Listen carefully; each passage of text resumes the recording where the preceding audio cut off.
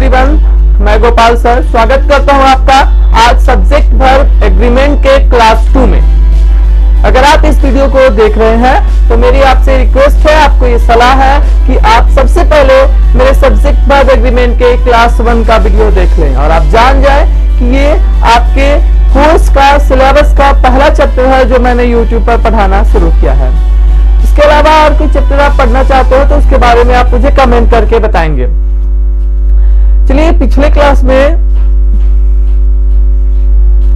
हम लोगों ने जहां तक पढ़ा था उससे आगे आज शुरू करते हैं।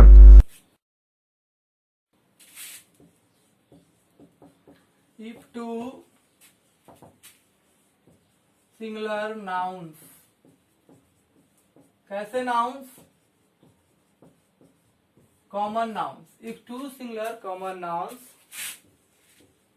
Are joined by and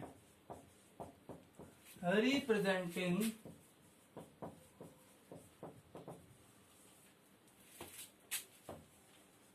only one person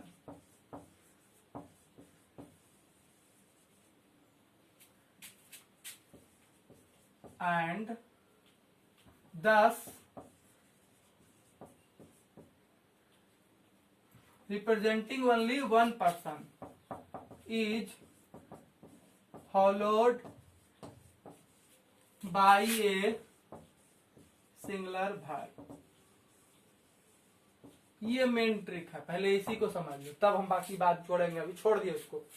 अगर दो सिंगुलर कॉमन नाउन एंड से जुड़ा हो, रिप्रेजेंट करता हो, दर्शाता हो, एंड से जुड़कर दर्शाता हो, सिर्फ एक व्यक्ति का या एक वस्तु को दर्शाता हो, तो ऐसे में हम इसके लिए कैसा वर्ब लगाते हैं? Is followed by. इसके बाद आता है कैसा वर्ब आता है? सिंगुलर वर्ब आता है।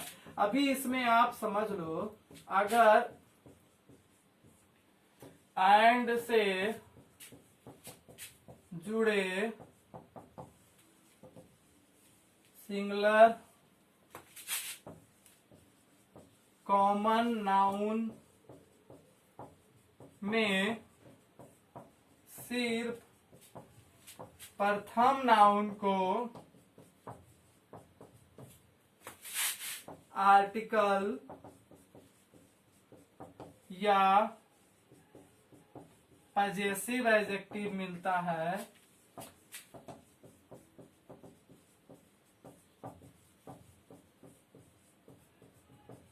तो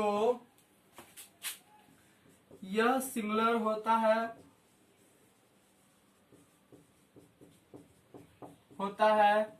एवं सिंगुलर वर्ब लेता है। सिंगुलर वर्ब लेता है। क्या मतलब हो रहा है कि अगर एंड से जुड़े सिंगुलर कॉमन नाउन में सिर्फ प्रथम नाउन को आर्टिकल या पजेसिव एडजेक्टिव मिलता है तो यह सिंगुलर होता है एवं सिंगुलर वर्ब लेता है। मतलब कि यही चीज मैं समझा था थोड़ी देर पहले।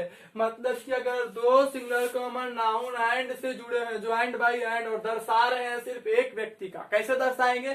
सिर्फ पहला को आर्टिकल मिलेगा या सिर्फ पहले वाले को ही पजेसिव एडजेक्टिव मिलेगा, तो कितने व्यक्ति का बोध कराएंगे? एक व्यक्ति का। और ऐसे सिचुएशंस में हम इसके लिए वर्ब कैसा लगाएंगे? जाहिर तौर पर ऐसे सिचुएशन में हम इसके लिए वर्ब सिंगुलर लगाएंगे।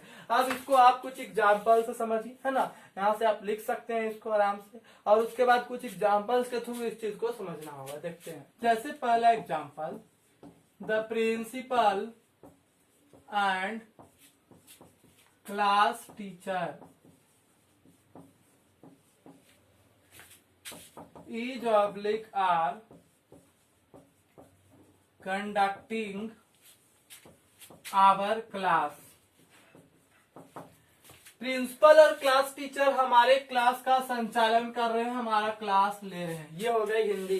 पर ध्यान रहे, यहाँ पर एक ही आदमी क्लास ले रहे हैं जो हमारे प्रिंसिपल हैं और वो हमारे क्लास टीचर भी हैं। पोस्ट दो है, आदमी एक ही है। कैसे पता चला? सिर्फ पहले वाले को आर्टिकल लगा, तो ऐसे में ये सिर्फ एक व्यक्ति का बोध कराएगा। अगर हम लिखते हैं द पोएट एंड फिलोसोफर पढ़ते हैं इसको इस प्रकार से, स्पेलिंग पर इसका ध्यान दीजिएगा। The poet and philosopher was rewarded मतलब कवि और दार्शनिक को सम्मानित किया गया। दो आदमी को सम्मानित नहीं किया गया, एक ही आदमी कवि भी है और वो दार्शनिक भी है। कैसे पता चल रहा है? दोनों कॉमन नाउन है लेकिन आर्टिकल सिर्फ पहले वाले में लगा। जरूरी नहीं आर्टिकल द ही लगे, ए भी लग सकता है। और ऐसे भी परिस्थिति में हम लोग यहाँ पर वर्ब सिंगुलर ही लगाएंगे। अगला एग्जाम्पल ले लेते हैं। एंड मान लिया जा रहे the minister and chief guest, है ना। तो द मिनिस्टर इसी को लिखते हैं, चलो ठीक है। The minister and chief guest was oblique were welcomed. Minister और चीफ गेस्ट का स्वागत किया गया। मिनिस्टर भी वही है और चीफ गेस्ट भी वही है, आर्टिकल खाली पहले वाले को आप दे रहे हैं। तो फिर से आपको वर्ब सिंगुलर ही लगाना होगा। अगर हम कहेंगे an actor and singer has played the lead role, the main role in this movie.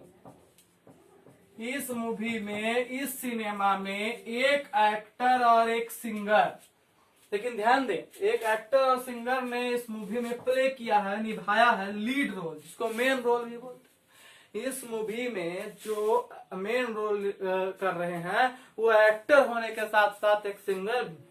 एक ही आदमी है लेकिन दोनों काम करते हैं, एक्टिंग भी करते हैं और गाते भी हैं। तो इस तरह से आदमी तो एक ही हुआ। तो जब एक और एक दो हुआ ही नहीं तो पर्ल सब्जेक्ट हुआ कहाँ? पर्ल वर्ब कैसे लगेगा? एग्रीमेंट खराब हो जाएगा। एग्रीमेंट है कि जब एक का बोध हो रहा है तो वर्ब सिंगुलर ही लगेगा। तो दोनों मिल भी गए तो बोध तो एक ही व्यक्ति का हो रहा है ना, इसलिए वर्ब की कोई जगह नहीं है हैज की जगह। अगला रूल को आप एक छोटा सा नोट से समझ सकते हो यहाँ पर, इसका या अगला कॉन्सेप्ट भी बना सकते हो कि अगर दोनों नाउन से अलग अलग व्यक्ति का बोध होने लग जाए, मतलब दोनों को अलग अलग आर्टिकल मिले, तो ऐसे में हम इसको प्लरल कंसीडर करेंगे क्योंकि दो व्यक्ति का बोध होगा। तो ऐसे में यहाँ वर्ब लगेगा प्लरल। तो आइए अब इस रूल को भी लिख लेते हैं। हालांकि अब समझना आसान हो गया है, कम समय लगेगा। देखते हैं, इसको आप लोग लिख लेंगे या स्क्रीनशॉट ले लेंगे, इसके बाद आप अगला रूल।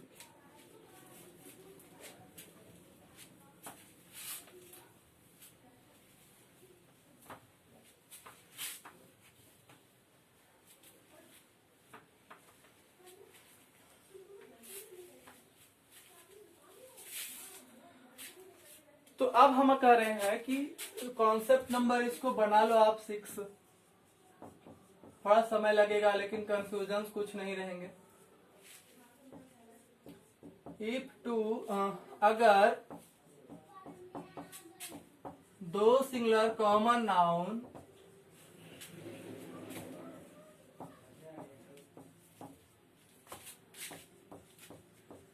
एंड से जुड़े हों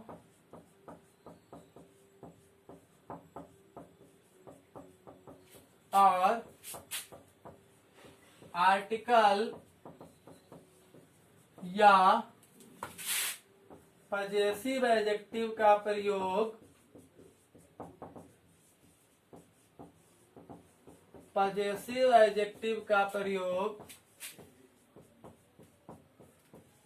दोनों नाउन के साथ किया गया हो, दोनों नाउन के साथ अलग अलग किया गया हो, सेपरेटली किया गया हो,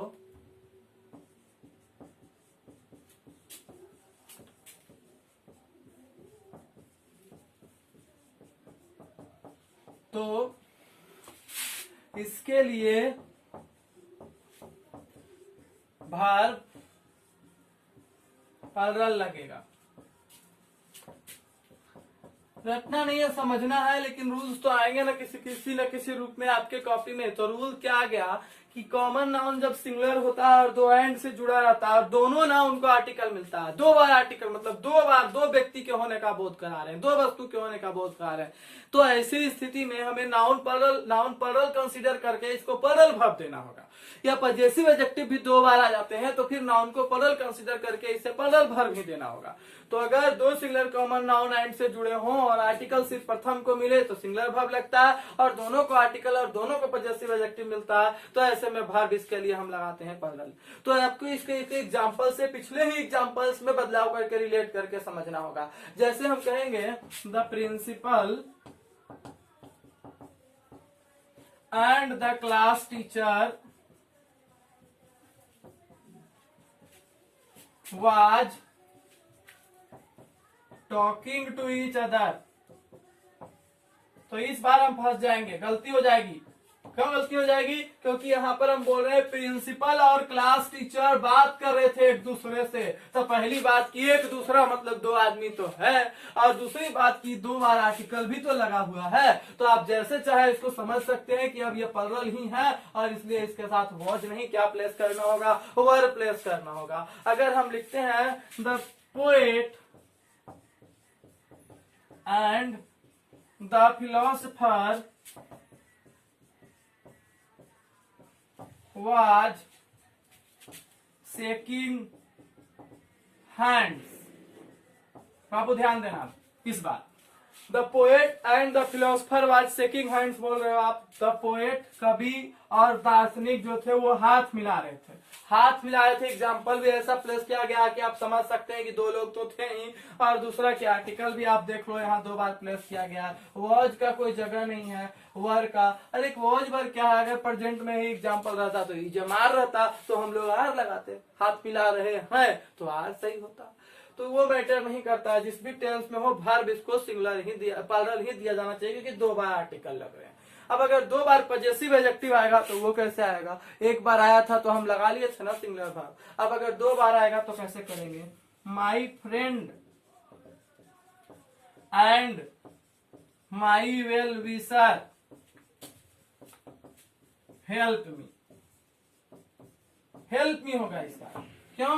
मेरा दोस्त और मेरा शुभचिंतक अलग अलग है यहाँ पर, क्योंकि दो दो बार पजेसिव एडजेक्टिव लगा है। तो ऐसे में हेल्प्स नहीं लगाना है बाबू, यहाँ पर आपको हेल्प लगाना है, हेल्प सही होगा। तो इस प्रकार से निष्कर्ष निकल गया कि एंड से जुड़े हुए कॉमन नाउन में दोनों को आर्टिकल मिले तो ये प्लरल होगा, दोनों को पजेसिव एडजेक्टिव मिले तो भी ये प्लरल होगा, और ऐसे में वर्ब लेगा प्लरल। लेकिन थोड़ा कहीं कहीं पर आपको माइंड लगाना पड़ेगा, लिखने की चीज नहीं है। अगर हम लिखते हैं माई अंकल एंड आंट तो एक ही बार तो माई आया, फिर भी प्लरल है। क्यों? क्योंकि अंकल का जेंडर और आंट का जेंडर अलग है, तो इसमें दो बार माई लगा के स्पेसिफाई करने की जरूरत नहीं है, अपने आप ही स्पष्ट हो गया कि यहाँ पर ये दो लोग। माई मदर एंड फादर, यहाँ भी स्पष्ट हो गया एक मदर है एक फादर है। तो जब जेंडर चेंज हो जाएगा तो दो बार पजेसिव एडजेक्टिव को लगाना या ना लगाना, दोनों ही केस में वो प्लरल ही रहेगा। माई मदर एंड फादर भी प्लरल ही है, my mother and my father भी प्लरल है ना। तो ये एक स्पेसिफिक सेंस है, अलग चीज है कि जेंडर चेंज होगा तो दो बार लगे या ना लगे प्लरल ही रहेगा। अंडरस्टूड है, इस चीज को समझ जाएंगे। तो अब हमारे पास ये रूल भी आ गया।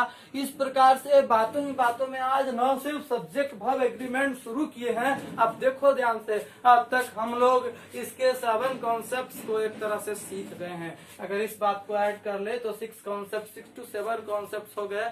अगले कॉन्सेप्ट में भी हम चर्चा करने वाले हैं एंड से जुड़े हुए ही सब्जेक्ट की, पर वो मैटर थोड़ा अलग हो जाएगा, थोड़ा डिफरेंट हो जाएगा, वहां हम कुछ और सीखेंगे। तो अब है concept number, so now this is rule number 8 और concept number 8 that we are going to study. अब हम लोग कॉन्सेप्ट नंबर 8 को पढ़ेंगे। इसमें जानना है कि अगर दो सब्जेक्ट एंड से जुड़कर एक हो जाए, मतलब एंड से जुड़े दो नाउन और दोनों मिलकर एक हो जाए, मतलब जुड़े तो दो लेकिन काम एक का ही करे, तो ऐसे में हम इसे सिंगुलर वर्ब देते हैं। जैसे कि अगर आप देखते हो यहाँ पर एक वर्ड है राइस एंड करी, इस तरह के वर्ड को ग्रामर में पेयर वर्ड भी कहा जाता है, क्योंकि जब आप लिखते हो राइस एंड करी is my lunch,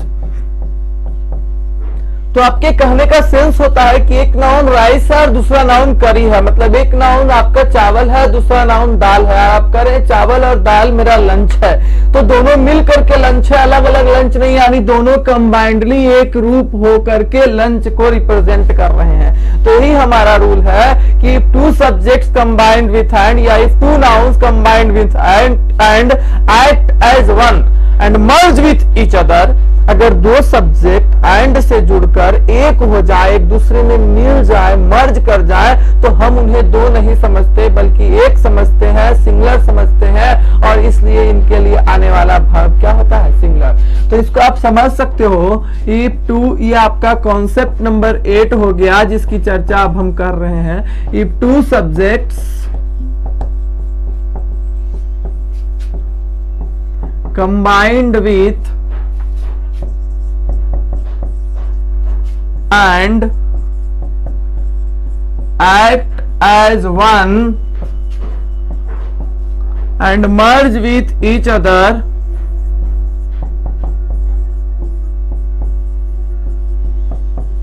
they are considered singular and agree with a singular verb. What does it mean? Hindi इसकी आप सुनेंगे, है ना। If two subjects combined with and, अगर एंड से जुड़े दो सब्जेक्ट से, हाँ सब्जेक्ट के रूप में कौन काम करने वाले हैं, नाउन्स। तो एंड से जुड़े हुए दो नाउन या दो सब्जेक्ट जब एक्ट एज वन, काम करते हैं, अभिनय करते हैं, अपने आप को दिखाते हैं एक के रूप में, होते तो दो है लेकिन दिखाते अपने आप को एक है, and merge with each other, और एक दूसरे के साथ मिल जाते हैं, मर्ज विथ ईच अदर, एक दूसरे के साथ मिलकर एक हो जाते हैं, दे आर कंसिडर्ड सिंगुलर, उन्हें सिंगुलर समझा जाता है, and angry with a singular verb, और तब वे सिंगुलर वर्ब ही लेते हैं। फिर से सुनिएगा, एंड से जुड़कर अगर दो सब्जेक्ट आपस में मिल जाए और एक का ही बोध कराए, एक के तरह ही काम करें, तो उन्हें सिंगुलर समझकर उनके साथ सिंगुलर वर्ब का ही प्रयोग किया जाता है। तो इसको समझ गए। अब आप इससे संबंधित एग्जांपल्स करेंगे तो आपको पता चल जाएगा कि ये रूल्स कैसे काम करते हैं। आइए, इस तरह के जो वर्ड्स होते हैं ना, जैसे आप देख रहे हो चावल और दाल, तो इस तरह के शब्दों को ग्रामर में हम लोग पेयर वर्ड्स भी बोलते हैं, और पेयर वर्ड्स हैं जो अक्सर साथ में आते हैं और मिलकर एक हो जाते हैं। जैसे हम लोग बैलगाड़ी बोलते हैं, तो बैलगाड़ी या बोलते हैं तो बैल और गाड़ी अलग अलग नहीं सोचते हैं, चीजें दो हैं लेकिन यूज एक साथ हो रही है। इसी तरह से हम लोग बोलते हैं, मान लिया जाए bread and butter is my breakfast, तो ब्रेड और बटर चीजें दो हैं लेकिन मिलकर एक हो रही है और काम कर रही है कैसे, काम कर रही है कैसे, हमारा ब्रेकफास्ट के तरह। तो इस तरह से आप देखोगे, और कुछ पेयर वर्ड्स हम बताने जा रहे हैं एग्जांपल्स के साथ, जिसमें आप जान जाएंगे कि ऐसे कौन कौन से नाउन है जो प्रायः मिलकर एक हो जाते हैं और पेयर वर्ड्स की तरह काम करते हैं एवं सिंगुलर वर्ब लेते हैं। आइए देखते हैं एग्जांपल्स।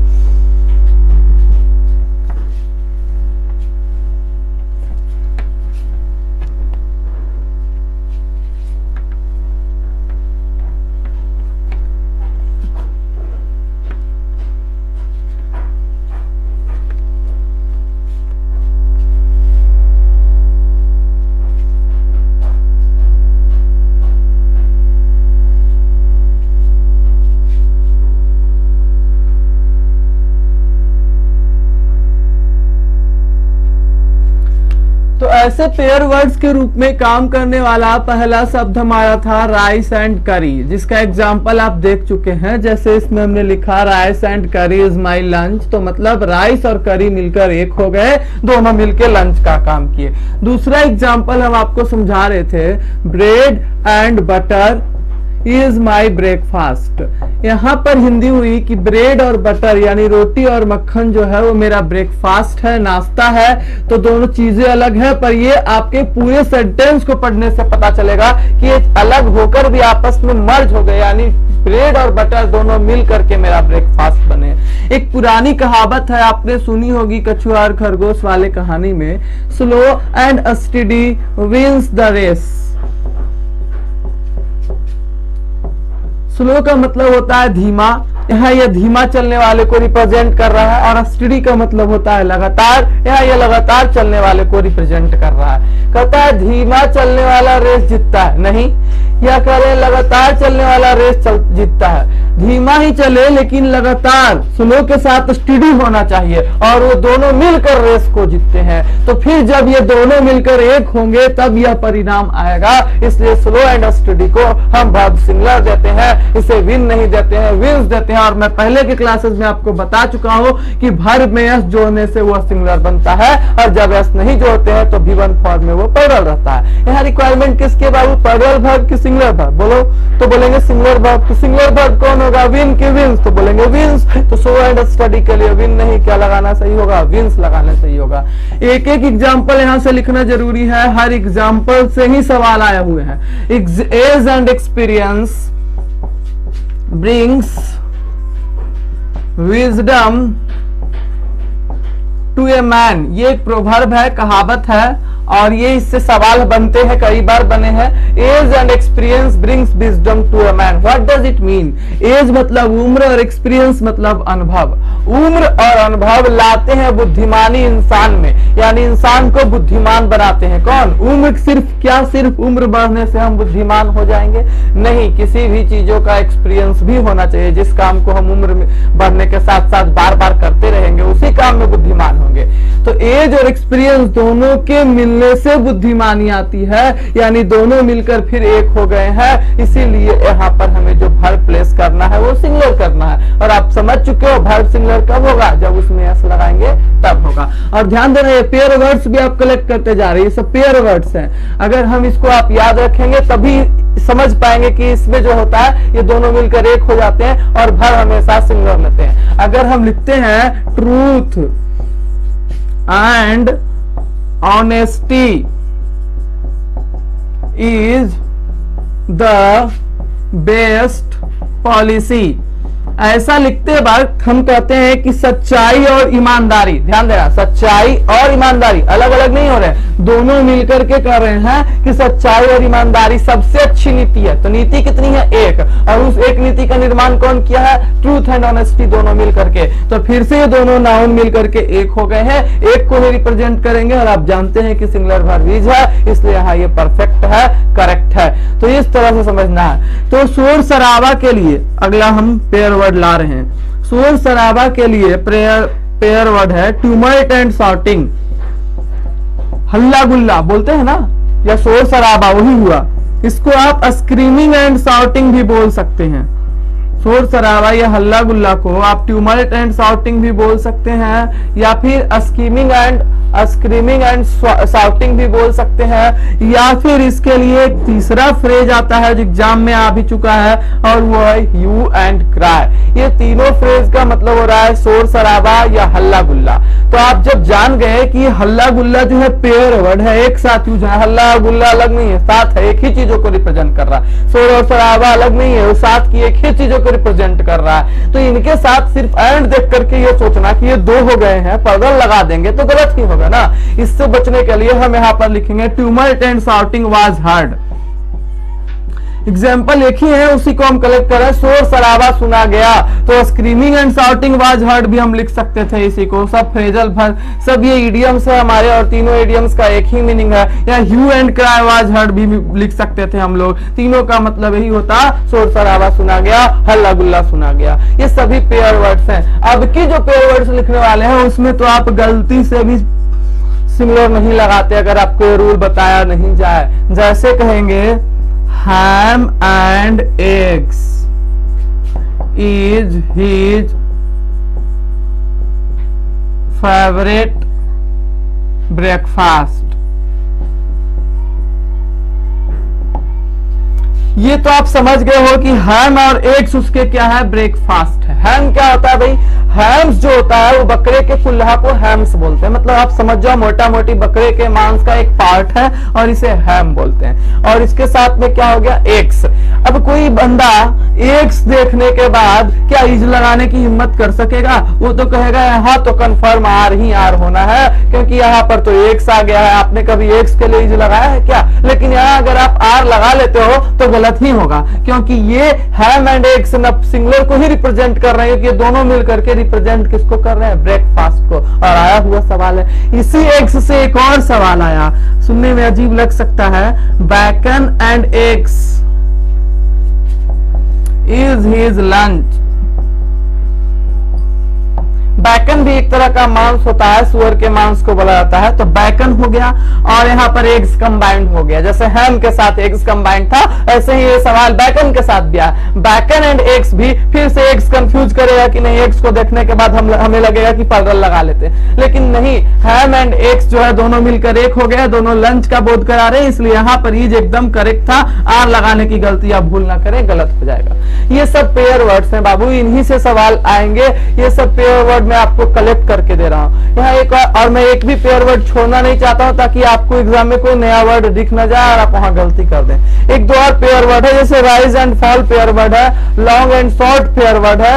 यह हॉर्स एंड कैरेज का तो एग्जाम्पल अभी हमने नहीं बताया आपको, तो हॉर्स लेकिन चर्चा करी है, हॉर्स एंड कैरेज भी पेयर वर्ड है। तो इन शब्दों, इन एग्जाम्पल्स को कलेक्ट कर लेने के बाद अब हम आ रहे हैं आगे चर्चा के लिए अन्य शब्दों पर, जिसकी चर्चा हमने अभी जस्ट जिसकी चर्चा कर रहे थे। तो दो तीन और पेयर वर्ड्स बचे हैं, उनको देख लेते हैं। जैसे क्राउन एंड ग्लोरी, ये भी पेयर वर्ड है। तो आइए इसको मिस नहीं करते हैं, मिटाते हैं इसे और फिर बढ़ते हैं आगे दो तीन एग्जाम्पल्स और लेकर पेयर वर्ड्स के।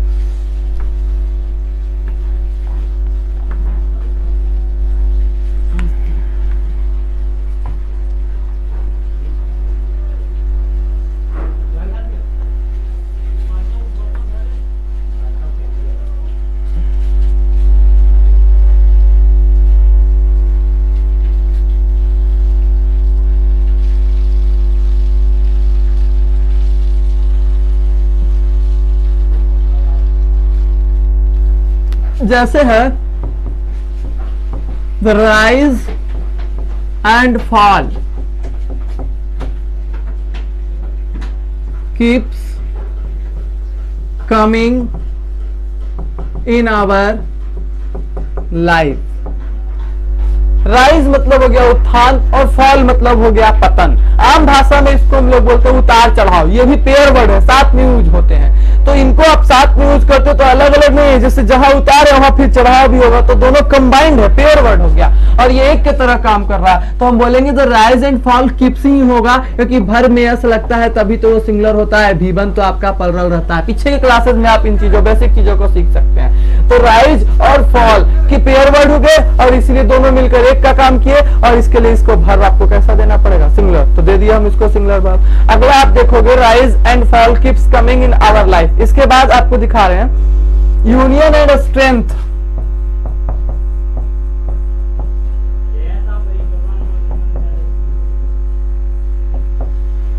एकता कहते हैं, union and parting is the rule of nature. Strength तो एक ही चीज हो गया। फिर से देखते हैं।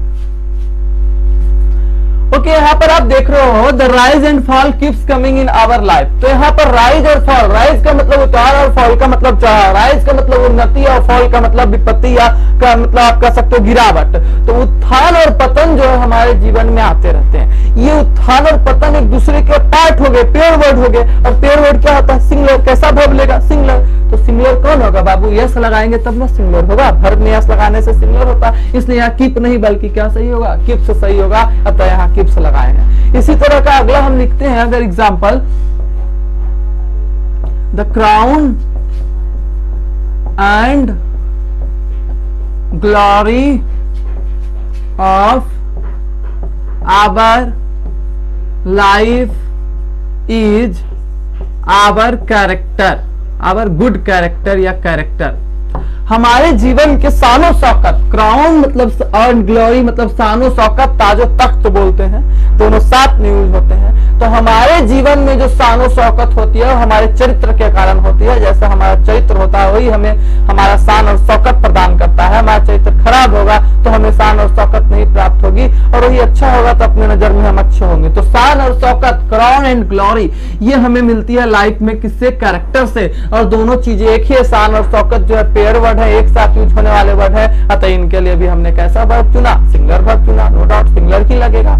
इसी तरह से हम कहेंगे coming and going is prohibited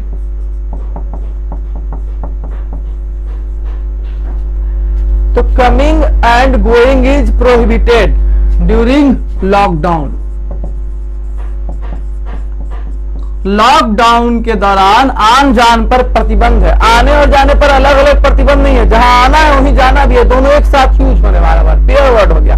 तो कमिंग एंड गोइंग जो है ये दोनों जुड़ जरूर रहे हैं लेकिन रिप्रेजेंट एक ही एक्शन को कर रहे हैं। वही कमिंग भी हो रहा है, वही गोइंग भी हो रहा है, बोथ आर सेम। तो यहाँ पर जो है फिर से पेयर वर्ड बोलते हैं, आन जान मना है, आना जाना नहीं है। तो coming and going is prohibited during lockdown. तो मैंने एक प्रयास करा है कि यहाँ पर जो भी पेयर वर्ड हो मेरे से जानने के बाद आपको कहीं ढूंढना ही नहीं पड़े और एग्जाम में सेम टू सेम वो आपको मैच कर जाए। तो अभी एक और एग्जांपल इसीलिए मैं आपको दे रहा हूं। द लॉन्ग अभी and short of the poem is given है। देखिए जब दो सब्जेक्ट है ना ऑफ से जुड़ जाएगा, आगे हम पढ़ाएंगे, चाहे यहां जुड़ा हो चाहे यहां जुड़ा हो, तो फिर हम पहले सब्जेक्ट के अनुसार वर्ब लगाते हैं। जैसे कि यहाँ पहला सब्जेक्ट आपका क्राउन एंड ग्लोरी था, जबकि दूसरा सब्जेक्ट आवर लाइफ था, लेकिन बीच में ऑफ आ जाने के कारण हम आगे पढ़ेंगे वर्ब पहले सब्जेक्ट के अनुसार लगा। इसी तरह से यहाँ हमारा पहला सब्जेक्ट है द लॉन्ग एंड शॉर्ट और दूसरा सब्जेक्ट है पोयम और इनको जोड़ा है कौन? ऑफ। तो ऑफ से अगर दो सब्जेक्ट जुड़े हो तो वर्ब लगना है किसके अनुसार? पहले वाले के अनुसार। पहला मेरा कौन है? Long and short. Long and short का मतलब होता है संक्षेप, सार संक्षेप, और यह भी एक पेयर वर्ड है, इसलिए इसको भी मिलने वाला वर्ब अनडाउटली सिंगुलर ही होना चाहिए। फिर यहाँ आर नहीं लगाकर इसीलिए क्या लगाना पसंद किया हम लोग? इज लगाना पसंद किए। तो एकदम से आपको टोटली हमने बता दिया कि कौन कौन से पेयर वर्ड्स हैं जिनके आने पर आप हमेशा सिंगुलर वर्ब ही प्लेस करोगे। अगर हम लिखते हैं जिसको शुरू में ही बता रहे हैं, a horse and carriage is standing at the door। Standing at the door, इसकी मीनिंग जान लोगे तो आप इसके लिए भी समझ जाओगे कि सिंगुलर वर्ब क्यों लगा है। हालांकि इसमें पहले पढ़ाए गए रूल भी काम आ जाएंगे इसके ठीक पहले वाले। एक हॉर्स हो गया, दूसरा कैरेज हो गया। डोर तो दिए दोनों क्लाइंट से, लेकिन आर्टिकल किसको सिर्फ मिला? हॉर्स को मिला। हॉर्स का मतलब क्या हो गया? घोड़ा। और कैरेज का मतलब ढोने वाला, जो उसके पीछे कैरी से बना है कैरेज। कैरी मतलब ढोना और कैरेज मतलब ढोने वाली गाड़ी। तो ढोने वाला हिस्सा यहाँ पर क्या हो गया? गाड़ी हो गया। और ये जो आपका जो हो गया ये हॉर्स एंड कैरेज, तो ये अलग अलग नहीं क्योंकि आर्टिकल एक ही है, उसी में गाड़ी में घोड़ा जुटा हुआ है, लगा हुआ है, तो पूरा एक घोड़ा गाड़ी हुआ, आर्टिकल भी एक ही बार लगा, इसलिए पेयर वर्ड के तरह यूज होता है और आर्टिकल से भी पकड़ा जा सकता है। इसीलिए यहाँ पर आने वाला वर्ब कैसा लगा? Singular. The long and short में भी आप आर्टिकल से पकड़ सकते हो, आर्टिकल सिर्फ पहले वाले को मिला यानी सिंगुलर को दर्शा रहा है। अब द क्राउन एंड ग्लोरी में भी इस चीज को पकड़ सकते हो और द राइज एंड फॉल में भी इस चीज को पकड़ सकते हो। लेकिन जैसे ब्रेड एंड बटर हो गया या फिर आपका स्क्रीमिंग एंड शॉटिंग हो गया, एज एंड एक्सपीरियंस हो गया, तो इन जगहों पर राइस एंड करी हो गया, इन जगहों पर आर्टिकल नहीं है क्योंकि ये अनकाउंटेबल नाउन है। तो ऐसे में आपको समझना होगा कि चूंकि ये दोनों मिलकर एक हो रहे हैं इसीलिए यहाँ पर वर्ब सिंगुलर लगा है। ठीक है ना? तो पेयर वर्ड्स के रूल समाप्त हो जाते हैं, पर इस पेयर वर्ड के सवाल कुछ अलग तरीके से भी एग्जाम में देखने को मिले हैं, जिसमें होता क्या है कि बच्चे पढ़ लेते हैं कि bread and butter pair word है और उनके माइंड में कहीं ना कहीं सेट हो जाता है कि ब्रेड एंड बटर देखना है तो हमेशा सिंगुलर वर्ब लगाना है, और हो गई गलती यही होती है प्रॉब्लम शुरू। यहाँ से हम पढ़े और आधा पढ़े तो यहाँ पर जो है आपका हाफ नॉलेज जो होता है, कम नॉलेज भी होता है, वो जो एग्जाम में निगेटिव कलेक्ट करवा देता है। तो पूरा जानना होगा। एक तरफ से तो आप जान गए कि हाँ भाई पेयर वर्ड आएगा तो सिंगुलर लगेगा, पर कभी कभी ऐसा तरह का वाक्य आ सकता है जिसमें ये सभी पेयर वर्ड भी प्लुरल वर्ब ले सकते हैं। इसको लिखने के बाद अब हम चर्चा करेंगे उस सीक्वेंस की जिसमें पेयर वर्ड को प्लुरल वर्ब मिल सकेगा। देखते हैं आगे। ये था हमारा कॉन्सेप्ट नंबर 8 एंड नाउ हम लोग इसके अपोजिट वाला रूल पढ़ेंगे अब कॉन्सेप्ट नंबर 9 में, यानी रूल नंबर 9 में। तो आपने अभी अभी सीखा कि अगर दो पेयर वर्ड एंड से जुड़े हों तो हम इनको एक समझकर इनके लिए सिंगुलर वर्ब लगा देते हैं। बट समटाइम्स कभी कभी ऐसा हो सकता है, कॉन्सेप्ट नंबर 9 में आप जानोगे कि ये पेयर वर्ड्स एक को नहीं दर्शाएंगे बल्कि एक से अधिक अलग अलग को दर्शाएंगे। If pair words are used in such a way that they represent two different things,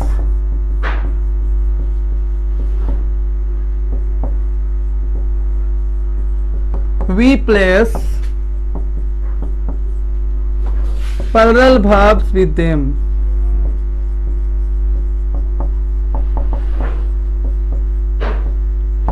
मतलब अगर पेयर वर्ड्स मतलब यहाँ क्या हो रहा है, एंड से जुड़े दो नाउन हो रहे हैं जो एक तरह से काम करते हैं, है ना।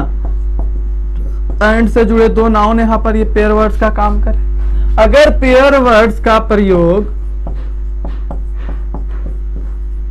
इस तरह से हो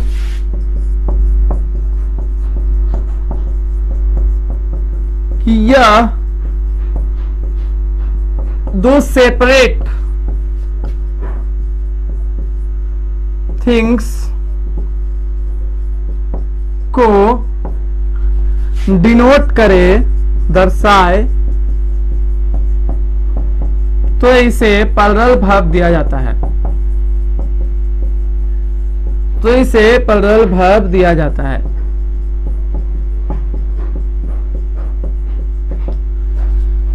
यहाँ जरूरी है सब कुछ समझते चलना है। हम ही अभी बताए कि पेयर वर्ड्स आते हैं तो सिंगुलर वर्ब लेते हैं क्योंकि वो दोनों मिलकर एक हो जाते हैं। वहां पर मैंने समझाया combined together represent only one thing, मतलब दोनों आपस में जुड़कर एक ही चीज को दर्शाते हो। लेकिन यहाँ कह रहे हैं कि अगर पेयर वर्ड्स को इस तरह से इन सच ए वे यूज किया जाए कि वो रिप्रेजेंट करे एक नहीं टू डिफरेंट थिंग्स, दो अलग अलग चीजों को, तो दो चीजें हो गई एंड से जुड़कर, दो अलग अलग चीजें जब एंड से जुड़ती है तो प्लरल हो जाती है।